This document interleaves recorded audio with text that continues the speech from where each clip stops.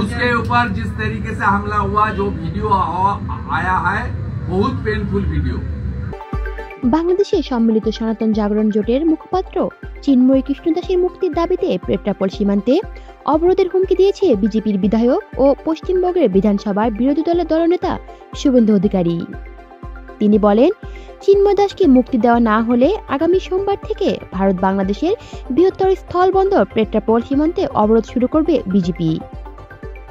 ওই দিন সকালে 10টা থেকে পেট্রাপোল স্থলবন্দরে ভারত থেকে বাংলাদেশগামী সমস্ত পণ্যবাহী ট্রাক চলাচল বন্ধ করা হবে।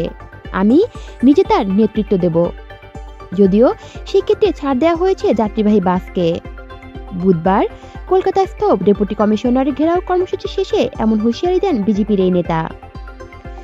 শুভেন্দু অধিকারী বলেন, আমাদের প্রত্যেকের সঙ্গে বাংলাদেশের বহু মানুষের আত্মীয়তার সম্পর্ক রয়েছে।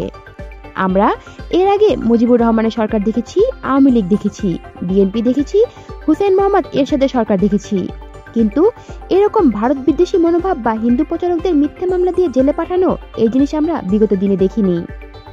তিনি আরো বলেন, চিন্ময় কৃষ্ণ দাসকে যেভাবে গ্রেপ্তার করা হয়েছে, এই ঘটনা পরিষ্কার যে সেখানে সম্পূর্ণভাবে মৌলবাদী পদধ্বনি শোনা যাচ্ছে। কলি শিকদার, বাংলা নিউজ নেটওয়ার্ক।